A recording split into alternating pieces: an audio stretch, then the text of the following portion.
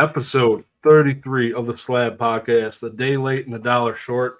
Sorry for the 24-hour delay to the episode. We got caught up in life, some sicknesses, and here we are. Here we are 24 hours later. Live and in person. How you doing, Professor Oak? What's up? Hey, dude. Yeah, sorry we're late this week, guys. I'm sure you guys don't mind anyway. There's plenty enough to go out there to munch on until we get out there in your subscription feed. But welcome in. Yep, I've been sick. I'm still fighting it. Got the kids a little bit sick, so we're still pushing through, but we didn't want to delay it any longer. How are you doing, Josh? Pretty good, man. Pretty good. Today was actually a glorious day. Had a single wiper today. That was fantastic. It happens once every 5 years for me, so that was a good it's a good day. Besides that, no, it's okay. Very nice. Yeah. TMI. But no, for that reason, it was a great day. People will understand that, I think. But today we're going to jump through a bunch of spicy topics. We have a giveaway. We'll kind of announce how we're giving those away at the end of the episode, so stay tuned for that. But last week, spicy topic. Ready to jump into it? Yeah, I thought it was a fun one. We've got a repeat winner. I think Mr. Professor Birch. I think you've won before.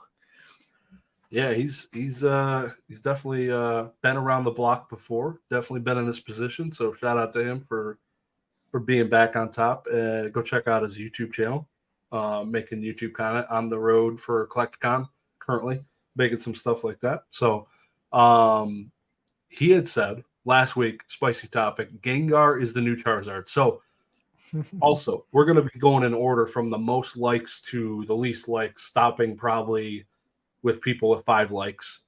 Professor Birch got 13 likes on his 13 upvotes, likes, whatever you want to call it, on his comment. So, but yeah, Gengar is the new Charizard, is his statement. What do you think? Yeah, it's a fan favorite, right? I mean, it's hugely popular, that Pokemon. It's fun, it's cheeky, it's naughty, it's a little bit of a monkey, that one, but he's also strong. He'll kick your ass. Like, he's got a little bit of everything about him, right? There's a lot of personality there, so I could see it. I think what's important with the statement, so for Gengar to be the new Charizard, you need to understand what Charizard is.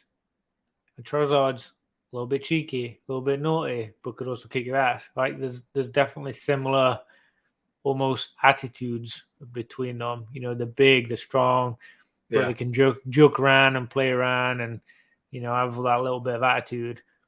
So for me, I feel like there's an appeal there that people kind of like the bad guy almost, or kind of like the, you know, the clown in the school. But yeah, defining Charizard to make him the new Charizard is important. So what is Charizard? Is that it? Is it just that it's strong and it's, you know, a little bit funny because it's bad? You know, he's a bad guy sometimes. Maybe, but also they look pretty cool, right? Like there's some factors visually there with the show and the games and, you know, the power. Like, they are Pokemon you'd want in your 6. You know, if you had the choice, like, I'm sure like most people would pick one of those two. They're pretty strong Pokemon back in the day. Anyway, we're talking, you know, the original OG first gen. But for me, I think there's multiple reasons why I'd agree with it. The only spicy bit, I think, with pushing back on it is I don't think Pokemon's ever wanted that to happen. Right? They haven't tried to make Gengar the new Charizard, and I don't think it's sold that way. I think it's a little bit organic, but I think there's other Pokemon that fill those boots a little better. Several, I think. So even though it may be, I think there might be several, you know, quite a few Pokemon. But what do you think? What's your thoughts on that? Did you give us a yes or no, agree, disagree? So far on the fence. I agree.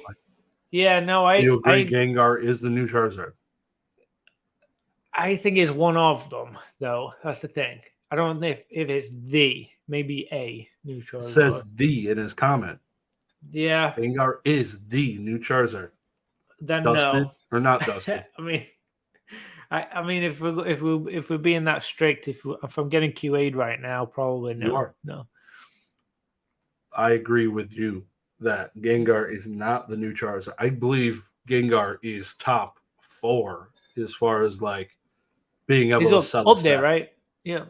Yeah. So when I read his comment, I'm thinking just cards. I'm not thinking games. I'm thinking just cards and the new Gengars that have come out. And you got the Gengar VMAX from God knows whatever set that was. You had the Gengar by the fire blowing a dude. There's some weird Gengars out there. No, Gengar was getting blown by a dude by the fire. That's what was happening. He had the bong thing, right? Yeah, he was hit to whatever he was. Yeah, so that's still an awesome art. But yeah, Charizard is just it's untouchable. He's just the golden rabbit, and it's never gonna end. So, the only thing competing with Charizard is Pikachu. So, Gengar is always going to be that really cool. You think like Gengar is always going to be like, I don't want to be the Charizard collector. I need to find something other cool and sweet. Gengar's my boy. Also, really effing expensive to collect. So maybe find a cooler niche like Haunters. Like that would be maybe a little bit more cheaper. Also, really cool. We want to go even cheaper. Dusclops. Absolutely trash. Nobody else collects them. That's the guy. Gengar, very expensive. Don't do it. I disagree. Love you, Professor Birch. Very spicy. Very spicy. Hey, 13 people were here for it. Let me know, Professor Birch. Would you trade all of your Charizards for Gengars? So, thank you very much. We're going to get into our spicy topics for next week. And then we're going to go through probably quick British slang, probably a sports slang thing, and then jump into the spicy topics from last week and run right through it. So, want me to go first? Yeah, go for it. $700 box by the end of September. What is it right now? $320. Jesus Christ. On TCG Player last sold. $320. I think I saw $330. Okay. Wow. All right. I won't poke the bear any further there. I think I was really careful not to come across too spicy, but I think Pokemon needs to get wrecked. I think in reference to being harsh on people's names with the Instagram thing and like YouTube channels and stuff, like I think they just need to like chill the F out. Like seriously. Like people can't be your fans and use your name for fun. Get over it. Yeah. That's mine. Nice ones. Everyone, drop your spicy comments down below. Greatly appreciate it. Go upvote your favorite ones, and we'll be back here again next week going through it. So, up next was you. Number 2, 11 upvotes. Go ahead. I'll let you take it away. Yeah, I said junk slabs are multiplying like rabbits. Now, I've been quoted before on previous live streams and videos on saying I don't like the phrase junk slabs. And here we are. I don't like that phrase because I got stuff that's seriously junky, right? And when I use the word junk slabs here, that to you may not be a junk slab, right? So I really want to pretense with this that beauty is in the eye of the slab holder, okay? Not all junk slabs to me, junk slabs to you. But what I'm hearing from people is when I'm looking at prices, shall I say, what I'm hearing is that people aren't willing to pay for some slabs that I think are maybe worth more or should be worth more or should be selling more.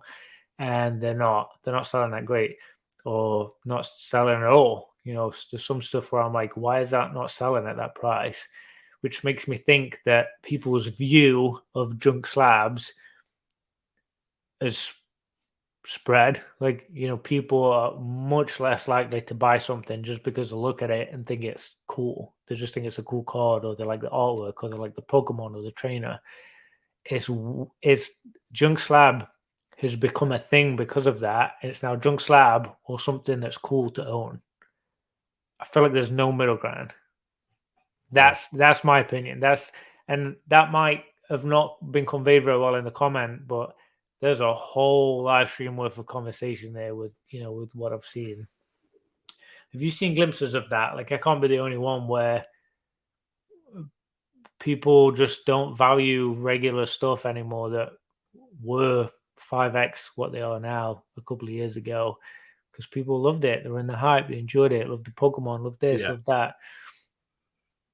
Yeah, it's the money now, right? What's it worth? What's it going to be worth? Yep. Yeah, I agree with you that junk slabs are multiplying like rabbits for sure. Like stuff from Sword and Shield era, a lot of it is becoming junk slabs. In my opinion on a junk slab is like the value of it is really low. Like it's cheap. Cheap being sub $40, sub $50, whatever. Yeah, so my thought there is that things are constantly going to get cheaper and cheaper when they go out of the limelight. Like, the Worlds promos that were peak limelight here, Worlds 2023 Yokohama. And now you got the Moonbryon going out of the limelight a little bit. It's getting older and older and older. It's not vintage, but it's not making headlines and all this other stuff. So it's standard. We're seeing like basically a standard rotation of things getting rotated. We're moving into the new stuff, and the new stuff is kind of flat too. It's not helping, but there is some older things that are increasing in price. But it's in the majority. I'd say the majority of there's a lot of crap out there that people were grading just on a whim of like anything in plastic is going to be worth something. So I do agree that there's a lot of crap out there in that sense. You can't just grade anything anymore, right? You just even can't. at $9 at CGC, like you can still get caught. Like those, I've had CGC auctions sell or not get bids, which is rare on stuff with a $5 shipping, 99 cent, no reserve. So yeah, there's. I mean, getting close to the dollar slab era. We'll see if it comes in the next couple of years. You were talking when addressing Birch's spicy topic. You were talking about Charizard and Pikachu, and the big heavy hitters in terms of cards. Yeah, I just got a 9.5 Charizard on Sunday for under $10. Like, and yeah, it's not a fancy Charizard, but it's a Charizard, and it's less than the grading fee, and that's supposed to be the best, most expensive, most sought after Pokemon. I mean, it feels like anyway. Yeah. Things have changed a lot. There was no way a year, 2 years ago, you were getting anywhere close to under $10 for that level of grade of a Charizard, even a brand new one, that was in the last set. It's crazy. So that even felt a little bit like, I was thinking to myself, like, is that a junk slab? So Charizard under $10 in a high grade. Things are wacky at the moment. So yeah. I just wanted to shout it out. The reason I put that comment was just for people to be mindful of. It's not the finances are very heavily weighed right now. Rarity, population, availability, that kind of stuff. So yeah, be careful out there. It's not a good time to auction, that's for sure. 100%. Yeah. Next one, Pokestone. Our good Real friend. quick, I want to because we jumped over it, the British U.S. slang and also the whatever the U.S. word phrase. So I'm going to give you one. I'm going to give you another sport one. Seem to be stumping the crap out of you. I got confidence in you. It's hockey. You're a big hockey guy. So, basically giving it I away have to you. I have seen the Lightning play a few times. There you go.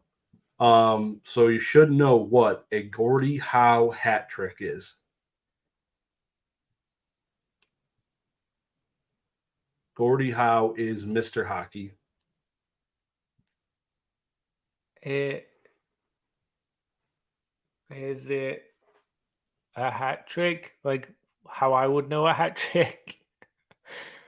Is it a hat No, trick probably of? not. I feel like there's a twist. Is it saving 3 goals in a row instead of scoring 3 goals in a row or something? Is it like a variation of it? You're on the right path, but it wasn't saving. It's basically a goal, an assist, and a fight in one game. You got to get a punch in too. Yeah, I get some Yes. punches in. God bless Gordie- America. Gordie Howe's a scrapper. I should have been a hockey player. I Yeah. would have loved to get a hat trick. That's awesome. Okay. Yeah. That's a Gordie Howe hat trick. They have regular hat tricks though, which are 3 goals. Oh, it is a regular. Okay, so his variation Gordie is Howe hat trick is just Gordie the one. fighting and an assist thrown in. Sweet. I'm learning lots. This is good. So last week you stumped me, but I feel like you weren't enunciating. It Probably was bullshit. not. I listened back and I played it at like 0.75 speed, and I'm like, dude was getting dicey with the way you were saying it. So I'm here. I'm listening intently for what you have for me here. Okay. Let's do a slang word. I think last time I did a phrase. I did a phrase and a food. This time we'll just do a slang word. We'll just do it one a week. So let's do chuffed. CHUFT.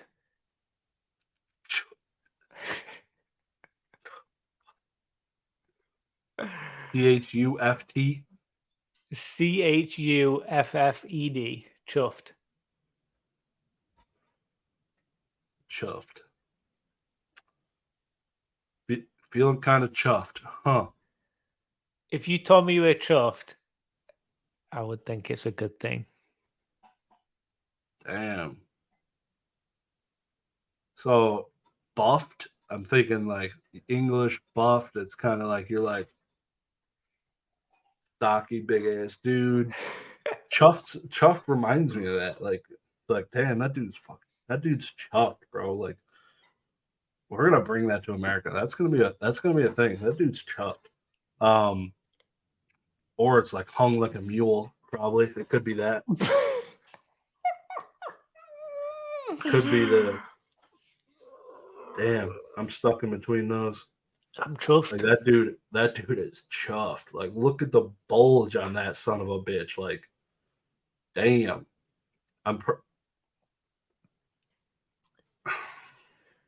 What do you think? Which direction are you gonna go? I think I'm gonna go with the latter. I think I'm gonna go. The dude's got a nice looking package. Yeah, it's good. Something to do with it. Close. Better than the kitty litter one.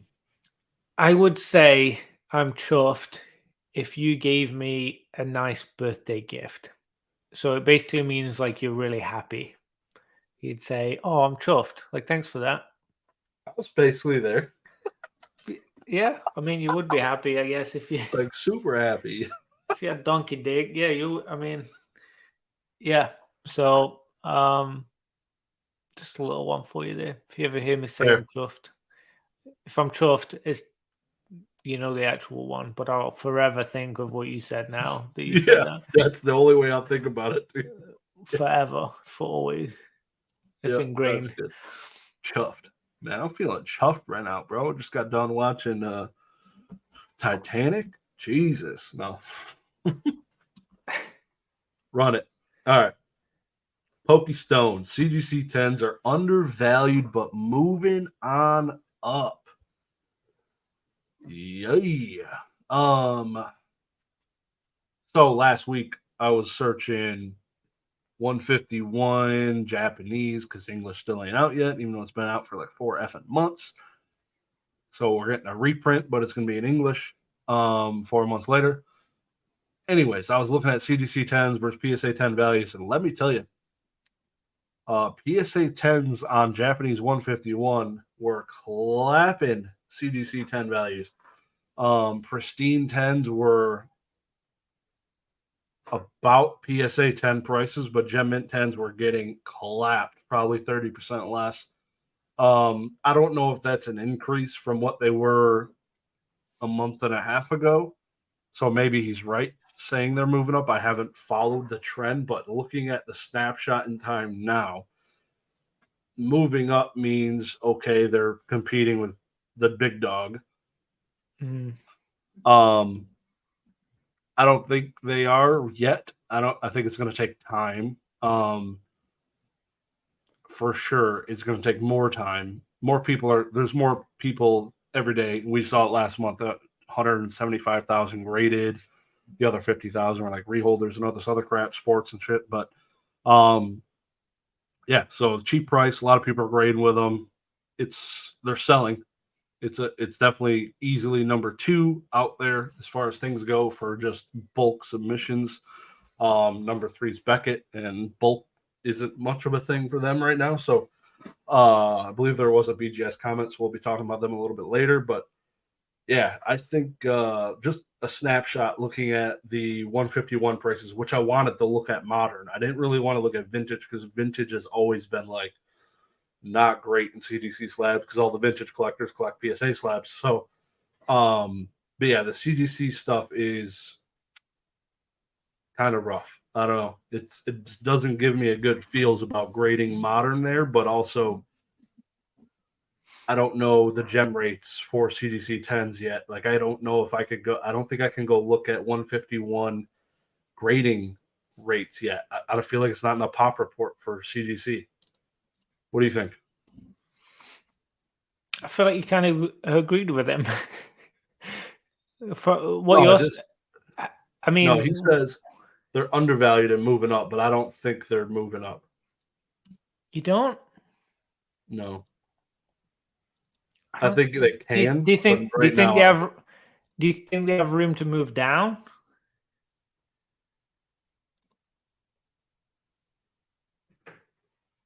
This is what I'll tell you. Yeah, I can see your point. Every 9.5 that I rehold it into a 10, I got a few that aren't sold, and I got a few that are sold. All the ones I've sold so far, I've made profit. I've sold them higher. You're talking CGC 9.5 to CGC 10? To a 10, plus shipping, plus fees, all that, taxes, that kind of stuff. I've still made profit. So they are selling higher in that sense. Like I've made profit on them just like I hoped. They're not selling as fast as I hoped, but the ones that are selling have made profit. So I feel good about that. Not huge, not crazy stonks. I'm not eating lobster tonight, but they are, when people want them, they want them and they're buying them. So I think there's something to say with undervalued.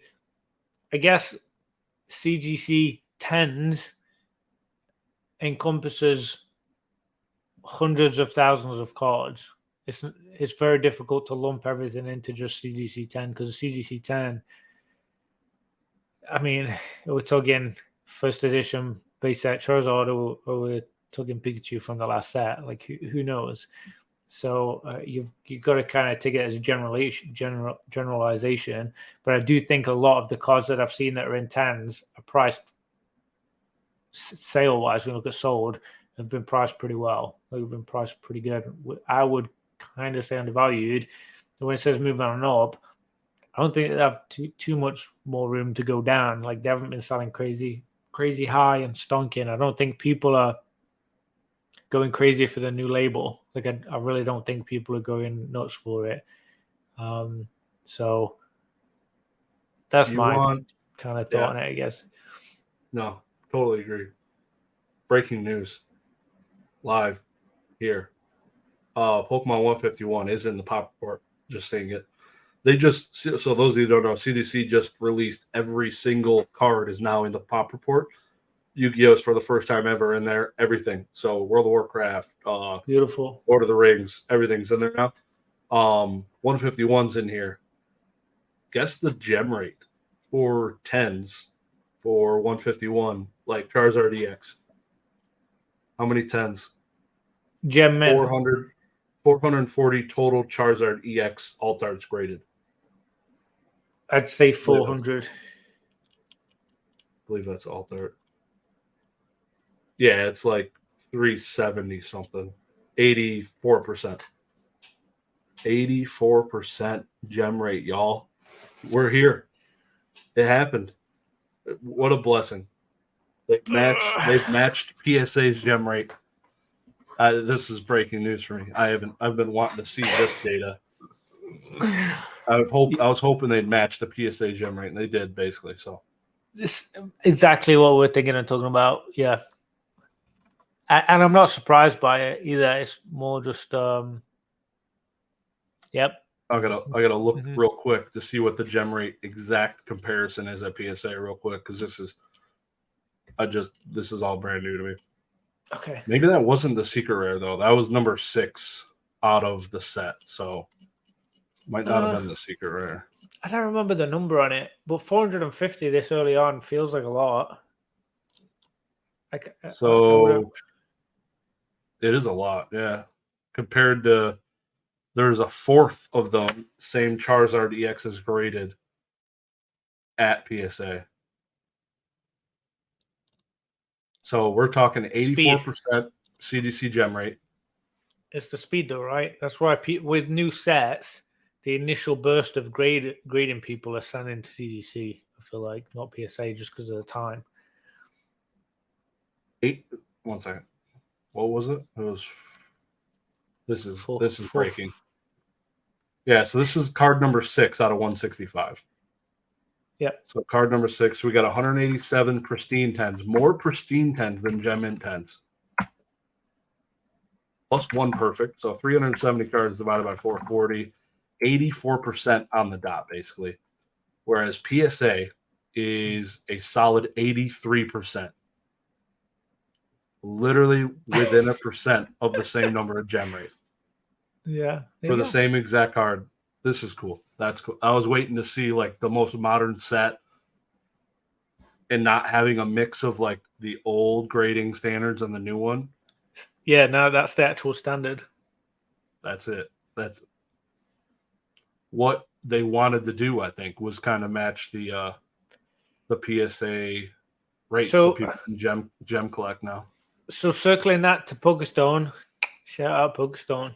Circling back to his comment, if we're talking about the same card and the same condition, it's the same gem rate and it's the same this, same that, but one is selling much lower, is it undervalued? Way. Feels like it, right? Yeah, it's undervalued for sure. I agree. Might be some opportunity there until people stabilize the market. I feel like at some point it's probably going to stabilize a little bit. But anyway, let's jump on to the next one. I think it's a good one, though. Katie Lowen. Shout out, Katie Lowen. Thanks for leaving a comment. She said, because of the amount of scams and chargebacks possible between both buyers and sellers, vintage sealed boxes will someday be nearly unsellable. The riskiest asset to hold. Ooh, I tell you, I love the idea of owning a vintage sealed box. I hate the idea of buying a vintage sealed box. I think that's it. For me, I think it'd be, I'd have to buy it from someone that owns it and has owned it for a long time and knows it. Yeah. It just feels that simple for me. Like I couldn't go on eBay and buy a sealed vintage box. I just really couldn't right now. Even some of the modern stuff people are panicking over, and there's like, weird stuff with wraps and whatever. But the idea of spending that kind of money on something and not having the history to go with it, the provenance to know really what's going on there, Logan Paul, a multimillionaire with all these advisors around him, can't even spot it. I mean, I don't have a chance. I literally don't have a chance. And I don't think there's any company that would say now that would really truly say, yep, we'll back that without opening it or checking it or doing this or doing that, that you don't want. So, yeah, it's an odd one. I feel like the time has come and gone. So, what about you? We got there. Yep. So because of the amount of scams and chargebacks possible between both buyers and sellers, vintage sealed boxes will some that are nearly unsellable, risky as asking to hold. Yeah, it's super sus. Like in 20 years, you see somebody with like a first edition basic box, you're like, really? That's first ed box. Like, I feel like the people that'll have them though, like that type of stuff, like they'll probably be reputable people, but at the same time, they don't have like the Wizards logos on them. Like, I'm only going to trust it if like Rusty TCA Gaming takes the box, opens it, shows me the packs. Like, all the packs are good. Like, I don't know. It's not sealed though. Exactly. That's the scary part. You know, it's never the same again. Yeah, people with sealed collections, like, that's something I would 100% be considering. Is like, am I going to be able to sell this as it sits in 20 years, or what? Or is there going to be a TCG baseball card exchange that is validating these seals and boxes? Like, the greatest people in the hobby now don't want to do it. So, how is some company going to do it? Well, we saw what happened when BBC did a Pokemon box, cardboard box, but yeah. So yeah, I'd be super sussed out if you have tons of money in these vintage boxes. Your best bet selling them to people doing box breaks, because then you'll get a real live opening. It's going to happen, but you see it all the time. TCA was just opening booster boxes on his channel. There are fake boxes, and PokeRev and all these people open fake boxes. How many times did that pass through people's hands as a sealed box being sold? Tens of thousands of dollars was transacted, 6 times? And now it's being opened, and now it's being called, like, wow. Like, first ed fake box we saw open. I watched it open live on YouTube. By Dumb Money TV. Like, it was crazy. So yeah, I'd be super sussed out with having vintage expensive boxes for sure. Yeah, and it's interesting what you're saying about going back to what you're saying with like box breakers.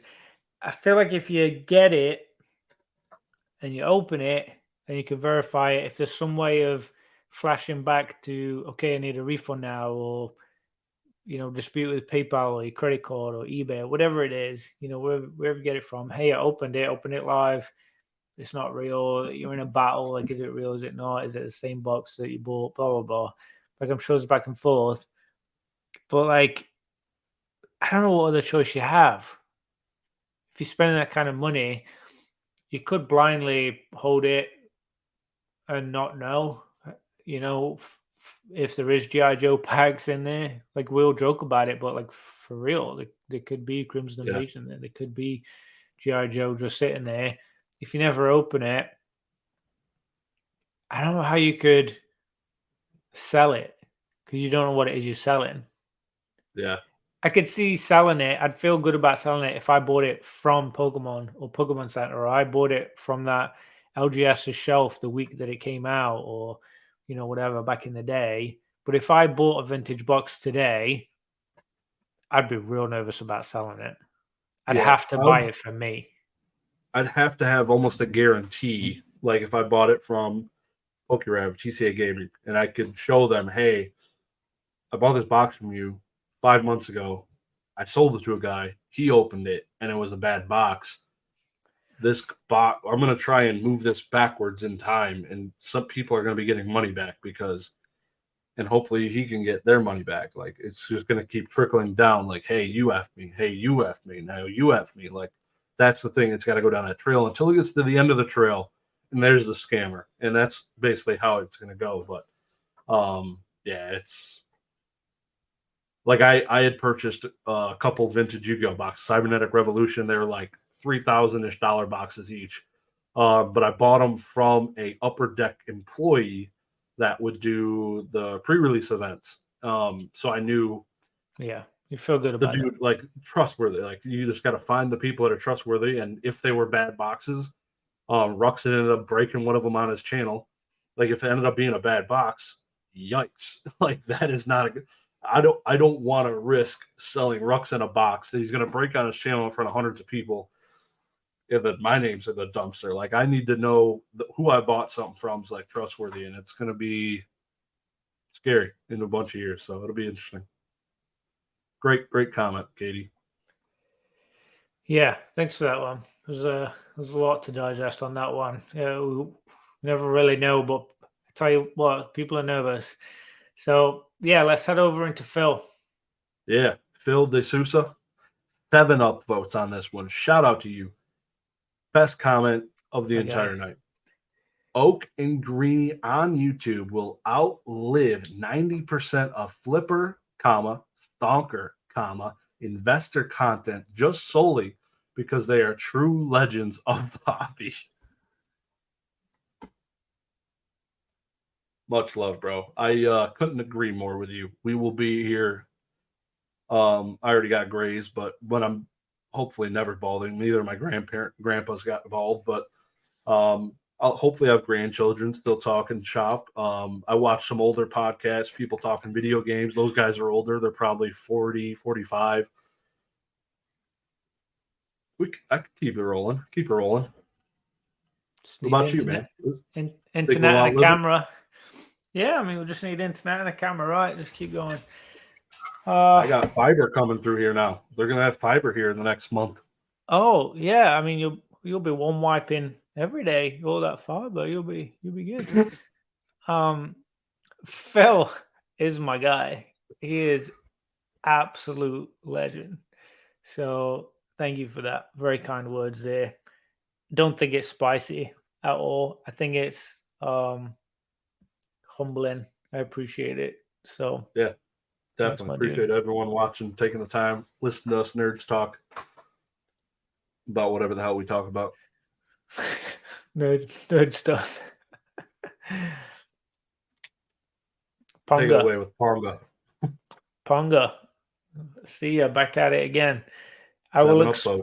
He said he will expose all the scammers at 20 upvotes.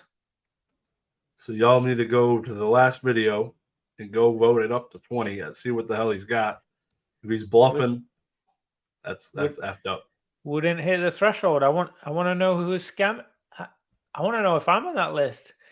I'm not nervous about it because I'm not, but I want to know who's in that list. Who's scamming? 20 upvotes. We can do that. Come on, let's expose. Yeah, that'd be interesting. Probably somebody we know. Get pretty dark. Appreciate you, Ponga, stopping by again. Professor Birch, 2. So there was I don't know how many we had. We had like 30 spicy topics. So many. Professor Birch was like 2 of the top 11. He had said here with 6 upvotes, he made him super happy to hear Greeny played a game of Pokemon. Get it, dude. P.S. Double commenting for the Slab podcast Fridge Bling. Thoroughly do love playing TCGs. I always have my my Yu-Gi-Oh deck I'm shuffling during meetings all the time. I have Commander deck, Pokemon deck, but that Pokemon game in particular was the Gym Battle Challenge. 60 card deck, one of any card. You can only play one of every card. And I think it goes back to the black and white era. So that was pretty cool. You can't use cards with rule boxes, so it's slower. So you can't get like 2 prizes when you knock out a Pokemon, which is cool. Like the less the card has just like one each time. Basically, exactly. Yeah. It's like an old school type Pokemon feel. It's really fun. Thoroughly enjoy it. It was good. It's probably an easier way for a kid to learn how to play Pokemon, but do recommend. You know, if you do you have a Switch? No.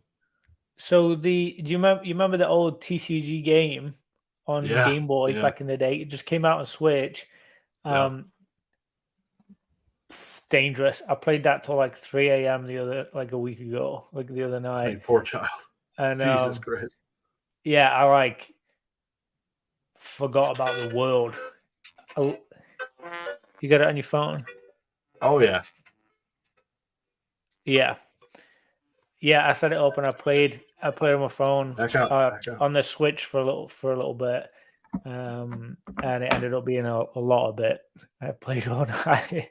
So And you it was can't good. fast forward, right? So you're just like Oh like walking through yeah. there. Yeah, it took me a little while there. Yeah. Jesus That's Christ. why I feel like I didn't really do that much. I only had Yeah. a handful of battles, but yeah, they lasted a while. And it just made me think of it when you were saying that about, choosing one at a Yeah. time, because it was going back to when it was, you could just choose the one. It was fun though. It was a good flashback, and you could choose whatever you want, kind of thing, whatever cards. And yeah, highly recommend. Get back on there. I really hope they release some of the older Game Boy games. Some I some wish of the they old gave ones. us an option to do like a 3x speed. Like that would be busted. Like nobody's sitting here trying to do the old school grinding out, training your Yeah. Pokemon. EXP share doesn't work unless like it does work only on one Pokemon, not like it does now for the entire effing party, you spoiled bitches. But yeah, it just Mhm. like nobody's got time to just walk back and forth in the grass, train their Pokemon at the age we're at. But the speed up helps significantly.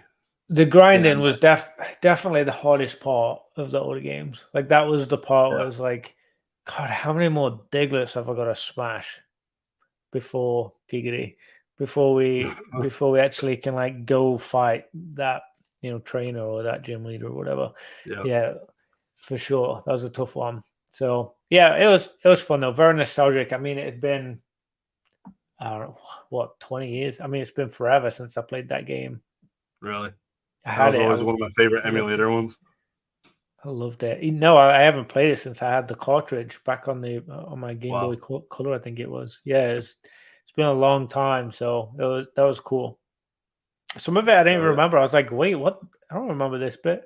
It was kind of weird because it was so long ago. But yeah, highly recommend if you guys have a Switch, get it downloaded. It's free on the subscription thing, whatever you call it, on there. Yeah. That was like the first game where I digitally ripped packs. And that is like, can be an addiction in itself. Like Hearthstone for me, like I was ripped. Like that game is expensive as F. Like they came out with a new set like every other month, and it was like $60 you'd have to drop in to keep up with meta.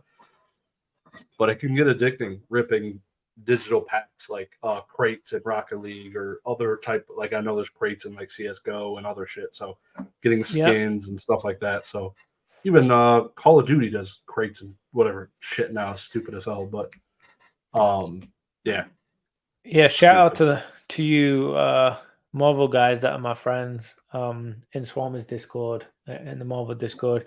I know that Nathan Trueblue, he Melfi, there's a bunch of them in there. They'll open Marvel Unbound, and each week it's you buy a pack, like it opens up to buy a pack, but it's like the same person each week. They only release one card per week, but what you get is like you have that chance of getting like a variation or a numbered version of that one card. Oh yeah, So you can't pull like all different cards. You know what it is, but like, are you going to get a really good one of it or like a normal one of it? So it's very different to like Pokemon stuff. But it's super interesting to watch. I've enjoyed watching it. But yeah, good shout there, Birch. And fridge bling. I like the fridge bling phrase. That's cool. CNG. I think that's the guy that used to make YouTube videos. I feel like I've heard his name before. Wait, Um, he does on his oh, other channel. he does now. I just watched all three of them as soon as they came out. It's like two or three just dropped, and he was talking about how the first one did really well. I was like, "Duh, we're like all sitting here waiting for you. Like, what are you talking about? Of course, it's going to do well." Yes, make more, James. I don't And know what happened. Lauren I and wasn't Cam. subscribed to that channel, and then I missed 4 videos, and then I'm like, oh wow, cool, I got a backlog. I don't know how it showed up on my recommended list. You weren't subscribed to it. Not to the Z's flips. I don't know why. It was pretty weird. I feel like I watched all the other videos. I don't know what happened, but I think I am now. Maybe it was. I mean, it's been a while, so Yeah. he did shout out to that. But yeah, you got to watch it. It's funny. Yeah. So he said, Oak drinking. That's me. Drinking 12 teas a day seems to have completely wiped away his ability to remember anything. Yes. Yeah. Absolutely. I had 6 cups of tea today before lunchtime. Ooh, what the hell's in tea that'll make you forget shit? I don't know. I think I just have a mental problem. I just forget everything. I don't think it's actually tea, but it was funny that he referenced it and said it's probably that. Makes sense. Yeah, mine's more just so aging, forgetting things that. Oh, maybe that's that. Yeah. I can't remember anything. Yeah, you've done more of that too.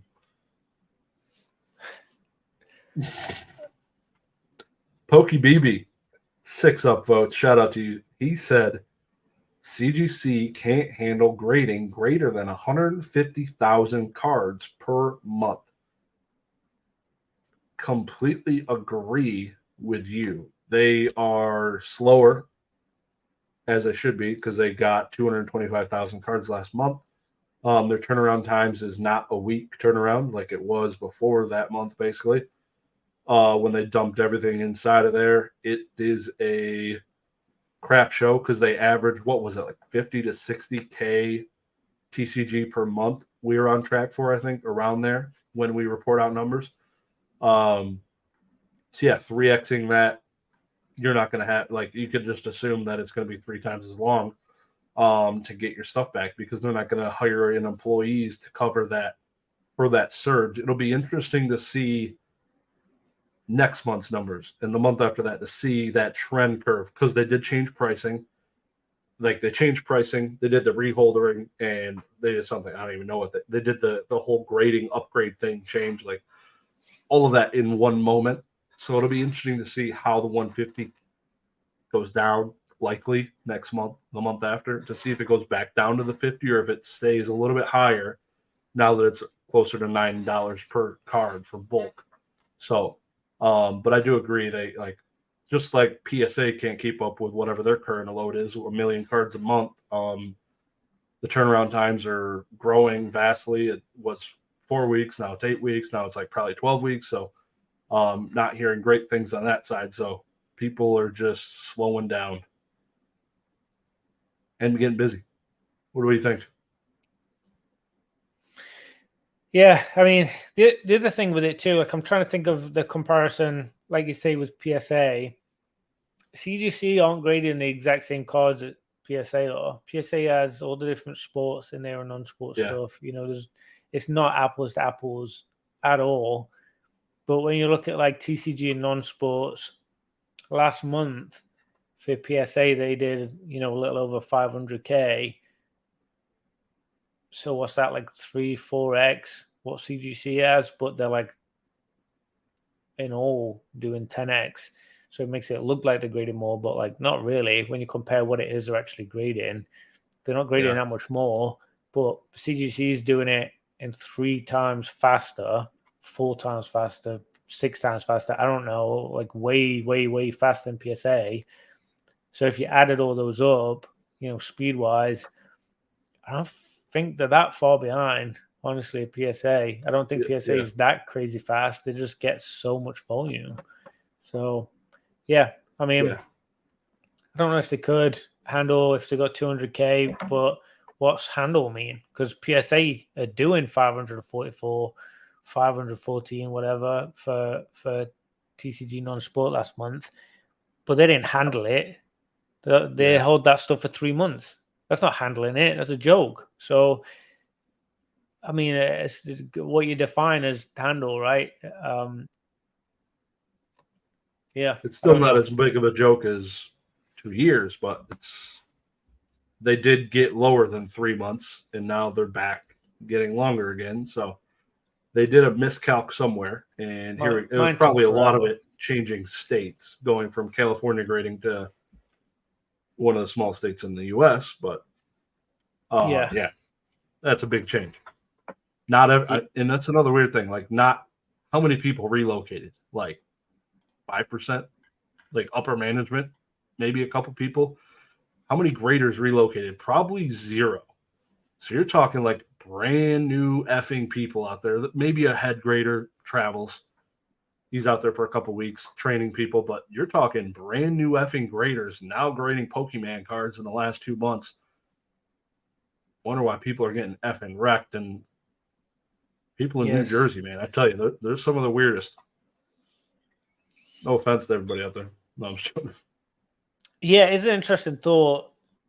Now you say it about, who, not just the idea of them being new, because everyone's got to start somewhere. If you trained well, if you trained and you're very good at what, retaining, and you have good critical thinking, you can actually do what you've been trained. Yeah. There's not really much problem there, if you're being trained by the people that know what they're doing. But who trained them and how intensive was that? Are they there with them? There's so many questions. So, I mean, we don't know. Probably never will. We don't get a lot of response from that kind of stuff from the corporate companies. But I think it's good to talk about, just to make people aware that that's happening. Right, they're grading in New Jersey, and things might be a little different. So, yeah, who knows what to expect. Yeah, I can't remember if I mentioned on here. I have a friend that lives in California, dropped off cards in person a month ago, and they shipped them to New Jersey to get graded. He dropped off in person. He didn't mail them to PSA, but they shipped them to New Jersey, shipped them back to California. And it's everything's going there. So it's happening. It's upon us. So adding on to that, then, that person that would have normally graded it in California, were they fired? Probably. I don't know. I don't know. Were they reallocated to grading sports cards, or do they relocate? Doubtful, for minimum wage. So are they now a new person in a new department? So it might even have a knock-on effect there. Are they relocated? Are they there training for now? Are they going to end up grading at both locations? But I mean, there's so many variations that we could speculate on this and what could happen. But I'm very curious on why there wasn't there. Or maybe there is, but why there's no people potentially at California anymore grading Pokemon? No, yeah. I'm sure there's people qualified to. I just don't think they are. He said they're not. So, he being Nat Turner. But, yeah, it's interesting. I don't have anything at PSA. Don't feel bad about that right now. It's not a bad time to not be there. But, moving on to the next one. I'll let you take it. I did the last one, PokeBB. Okay, E-Unit, 599. I don't know what that means. I'm sure it means something. Maybe it's an American E-Unit? thing. You know what G-Unit is? Yeah, what's E-Unit? EV Unit? That's his unit. That's his unit. What? I'll throw it down east side. Okay, 599. I guess that's maybe his area code number or something. CGC will make another... we'll do E-Unit. There you go, E-Unit. There you go. CGC will make another big change within 12 months. I hope they all do. I hope they all change. I hope they all make changes. I hope they all continue to improve. I hope they all keep shaking things up, making stuff happen. I want change. I don't want grading scales to change. I don't want the fundamental of what they do to change anything else. I want to know what it is that I'm grading. That's the only thing I ask. What do you think? See, in technicality, he made this comment 7 days ago. Mm-hmm. Today, they released the pop reports of every TCG. They made a big change. So he was right. That's not maybe kind of what he was thinking about, but that's a pretty massive change. We had 4 different TCGs that had pop reports, and now we have 100. So that's pretty cool. A lot of collectors that could be affected by that for sure. Yeah. I looked at it, I glanced, and there's multiple TCGs with 3 total cards graded. It's pretty interesting to see all these different random ones I've never heard of, but so pretty cool to go check that out. But yeah, big change. Like you said, don't change the grading scale. I doubt they will, but they've done it 2.5, 3 times already in 3 years, but I feel like they're in their sweet spot. I know A lot of Yu-Gi-Oh people hate the CGC change. Hate it. They wanted subgrades. Like, y'all are dusted. Like, it makes sense for them as a company to do what PSA is doing to get more volume because people like tens. Mm-hmm. People like effing tens. They don't want to be Beckett because Beckett grades 5 cards a effing month. So here we are. I see a lot of 9.5s when I'm looking for cards. Whenever it's a Beckett, I feel like I always see them in a 9 or a 9.5. That's all I ever got. Freaking 9.5s, motherfucker. Almost always. 9.5. It's a cool card too. Out the yin yang. Out the yin yang. Yeah, no, that's like you said. I like change. Change is good. Competition's good. Keep on doing what you're doing. Maybe the big change will be a price drop.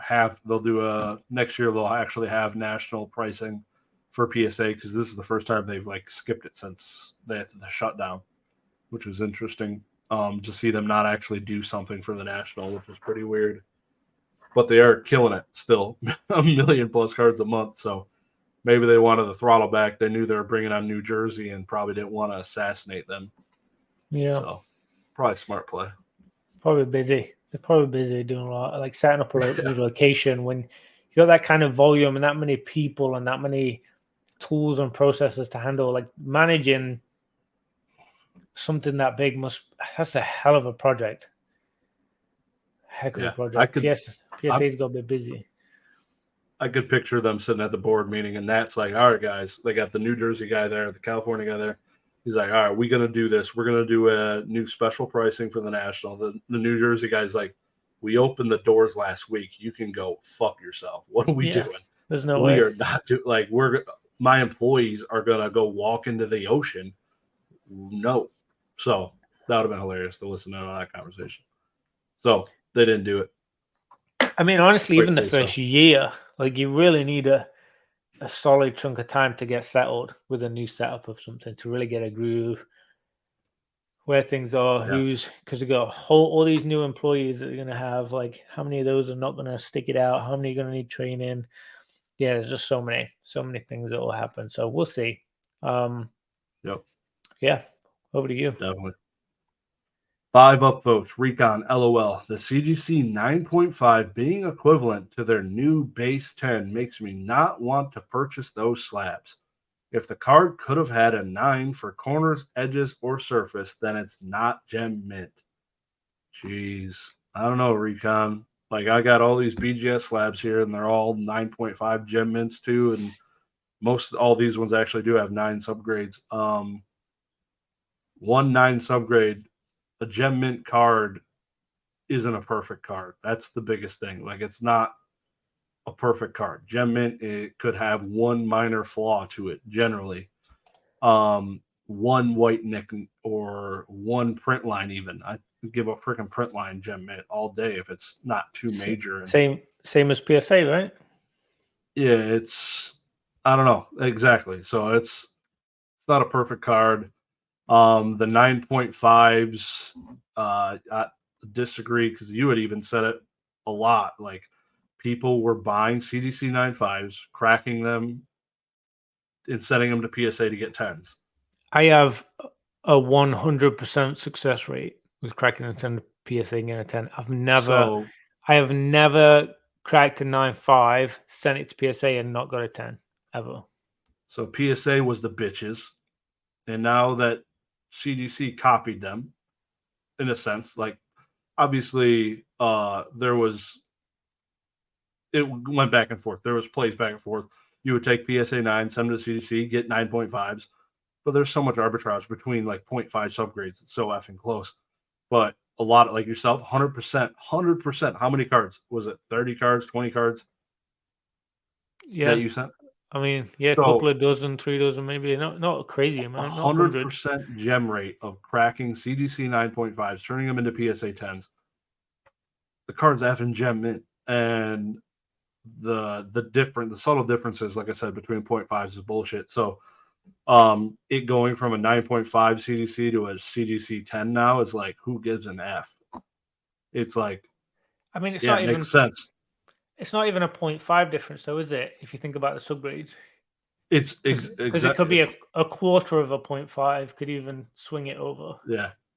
Yep. So it's exactly, and it's the CDC 95 was a gem mint card. If you look at the population reports, there was way less. Like if you look at a Japanese set, and I'll be interested to do it from a year ago, and look at the 9.5 rate then versus the gem rate right now.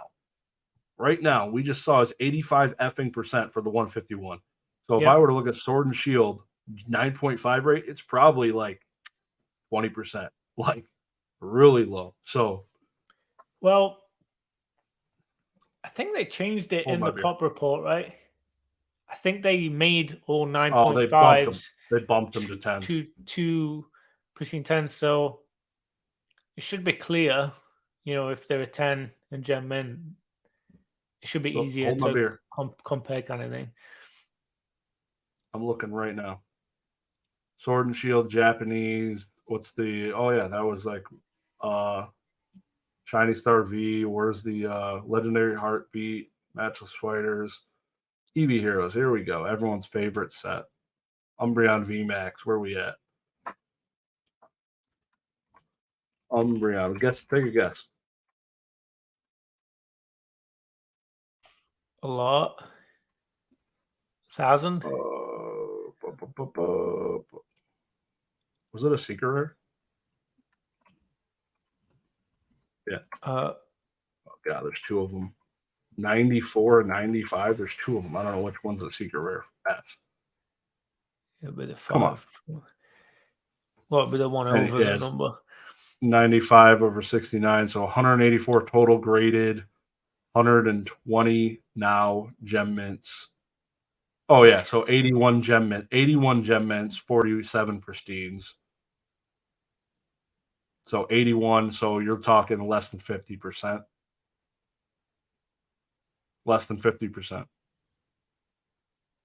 for the Umbreon VMAX, whereas PSA it's like 80 something plus percent gem rate.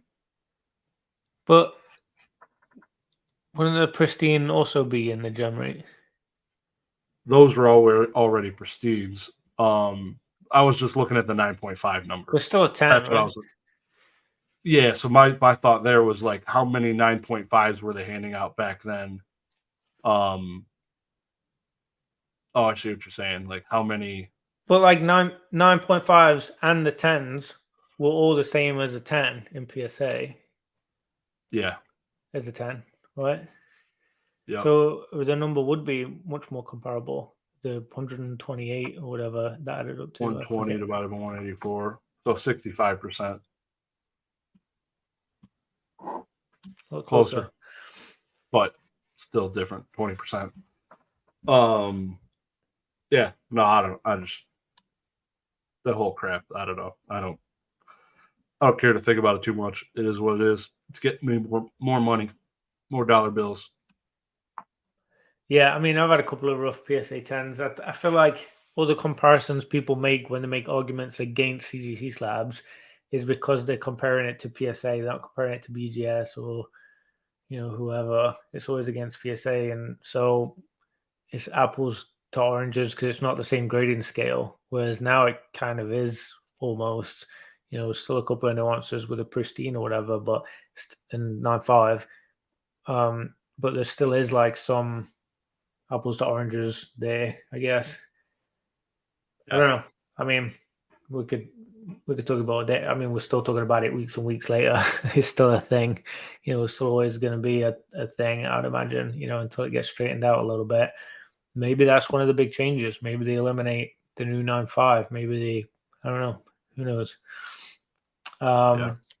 Shadowless Jack, let's jump into his. I thought it was interesting one because I haven't graded with BGS. Let me move this back in. Sorry, I haven't graded with BGS directly yet, and he said BGS turnaround times are absolutely absurd. He said literally took 8 months to get my sub back from the Christmas special that happened. Hopefully they'll arrive today or tomorrow. Oh, okay, so he's right on the precipice of it. Did get a black label though, so I'll keep going back, but not at bulk rates. Otherwise, PSA is king. That's a long time.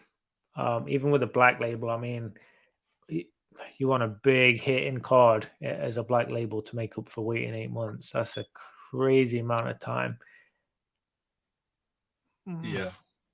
I don't love it. How often have you graded with BGS? Have you had any special bulk type submissions that have taken forever?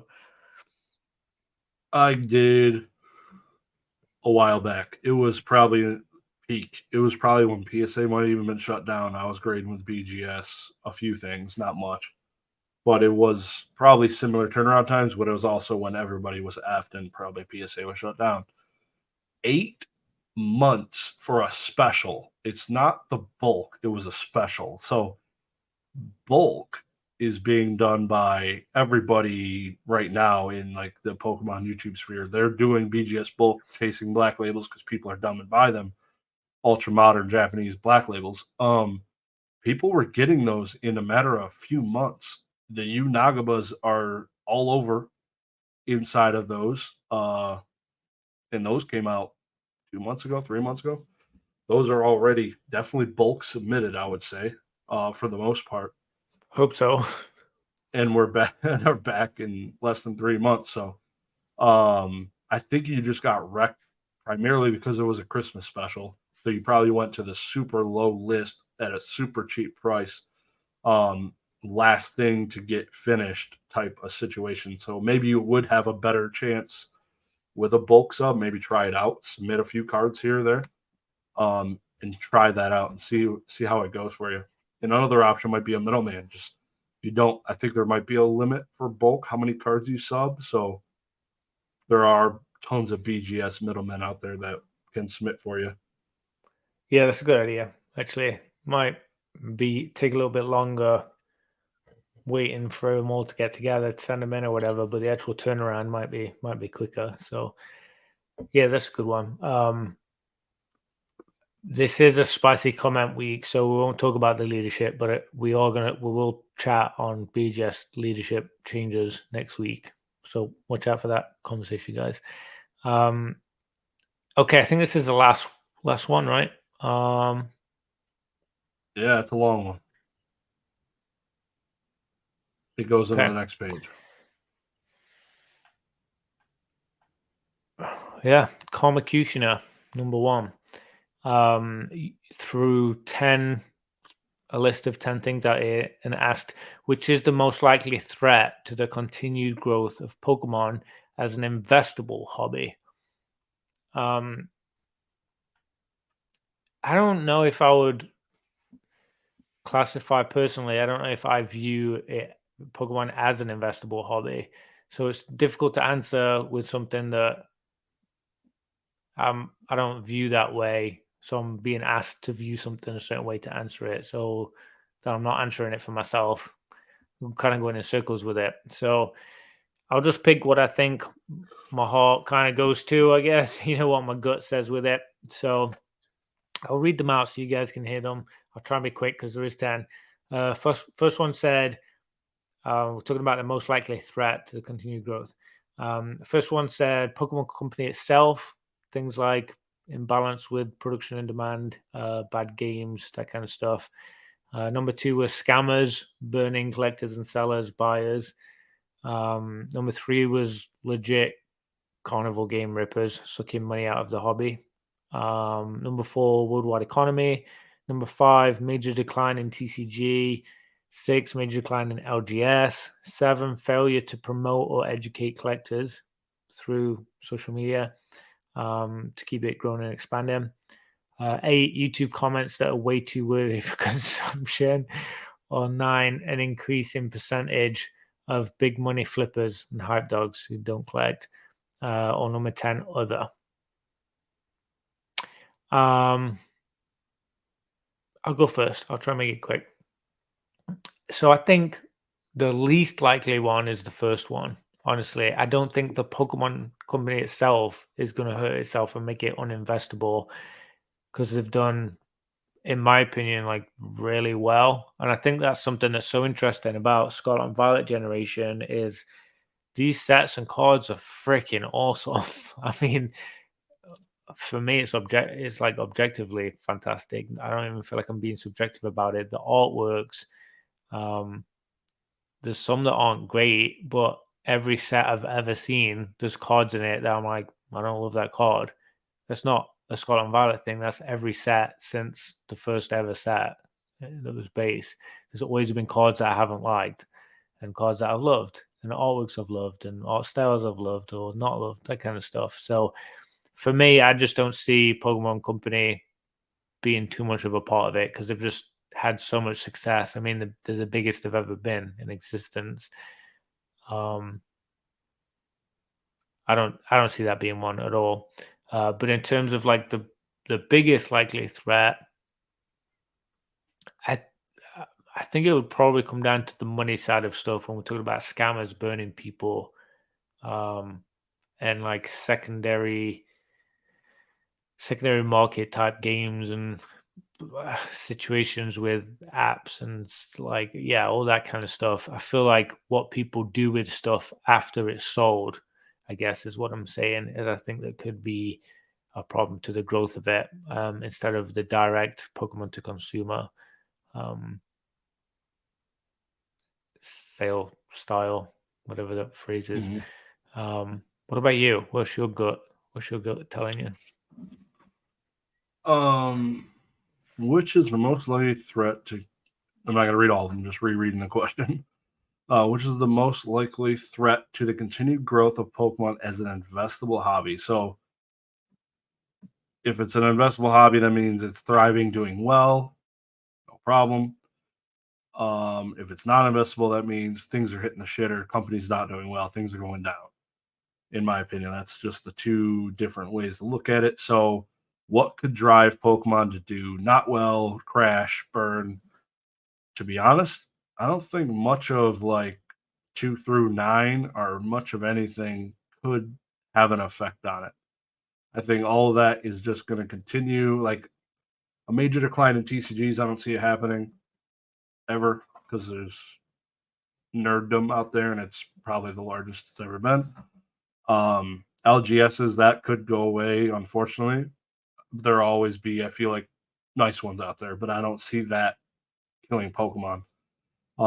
There will always be something else. It'll be like a game corner or something like that. But I think the biggest thing, like most kiss of deaths for a lot of companies, is upper management, CEOs, changeover. Ishihara is 65 years old.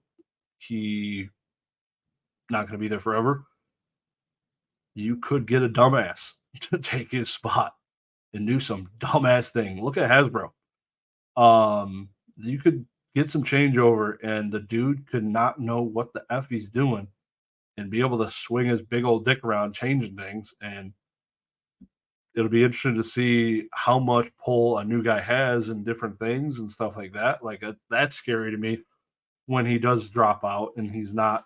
I'd like to think he'd be part of a board making big time decisions, but there will be a lot of stuff that he won't be involved in anymore when he does retire because he is 65 years old, which I feel like is pretty old for a gentleman working.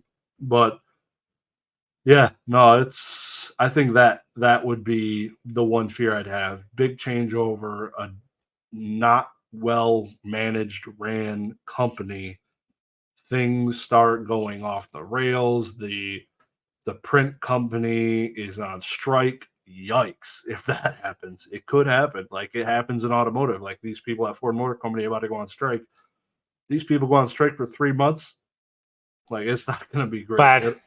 Real bad. The prices will go up, but the company stock is going to go down. Like it's not. It's going to be sus. So that would be insane if that ever happened. Could see it, but yeah, it's just the company itself is its biggest chance of failing. I feel like, and I feel like it's doing great. It's running on all cylinders. It's a well-oiled machine. Keep on doing what you're doing. Don't change. I'm curious. Do you think you could see them? I know we had, I think it was New York, but do you see them setting up Pokemon centers in the US, Canada? You would think, man, this shit's wild. Like the why Worlds has been haven't in the they? U.S. like 5 effing times in the last 5 years, till this year. But I don't know, in London, I guess London and Japan, but Washington, Nashville, like Feels like a maybe no-brainer, that right? maybe they just like having the pop-up ones at the national events and the world events.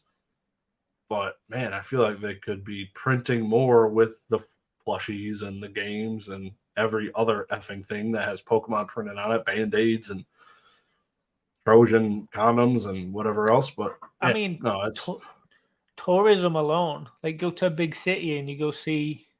It's like oh yeah, people go to London and they go in Harrods. Like they don't know what Harrods sells. They've never been in it. They don't know what it is. They don't know what they're going in to buy. They just know it's Harrods. That's like the big fancy store in London that you go to. yeah, Throw a Pokemon Center in every city. Every time you go to that city on vacation or, in between your flights or whatever, you go into the Pokemon Center. Oh, I've been to the Pokemon Center. And then people will want to go to each one and they go to each city to visit them and get, the special Pikachu card or whatever from each one. I just yeah. feel like there's so much missed opportunity there. I've never understood what happened. I watched a video a guy made about it, about the, I think it was New York. It was a while back I watched it. I should watch it again and get refreshed. But I never understood why they didn't do more with that. It just seems like such a cool opportunity. Yeah, for being such a big fan of McDonald's and all the promos they do with them, they do not go by the Ray Kroc mentality of expanding like real estate and getting real estate and growing that way, because they totally could be printing in some major cities. Put one in Chicago, LA, New York City, like good night. Like it's going to be insane. Yeah, Canada too. I mean, yeah, I don't know. They're obviously successful in Japan because the people we've seen, Java, and if people have made videos lately, you can't even buy boxes there really. There's nothing really there left to buy because everything's selling so well. So yeah, I don't know. Maybe that's another fear. They're like, we need to be able to make more product if we want to supply brick and mortar. Pull it from the website. Because we see TCG LGSs get cases for a new set. Like, probably have to do a little bit more than that for their own Pokemon centers. But yeah. But you also see people get pallets. So no, it's crazy. If you haven't watched the movie The Founder, everybody, it's the McDonald's movie, like the come up of that. It's phenomenal. I love that movie. Yeah, I actually learned quite a lot watching that. It was pretty interesting. Yeah. Sorry to cough there. I appreciate the effort you put into that comment there, Convocation. That must have taken you a while to write out or that list of 10 and put the thought and the effort behind it. So thank you for that. That was awesome. Thank you to everyone else. Okay. I will say, a little surprised. I did say I was going to give a slab magnet to a couple of people. I'm actually going to send everyone whose comments we shouted out here today. I'm going to send all of you a magnet. So watch out. I'm going to drop a message reply if I don't have your address, and if I do, just to confirm that it's correct. But I'll get one out to you as a thank you for your support and for doing well with your spicy topic. So nice little surprise for you there.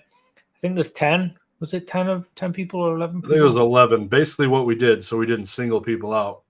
We picked everybody that had 5 upvotes or more.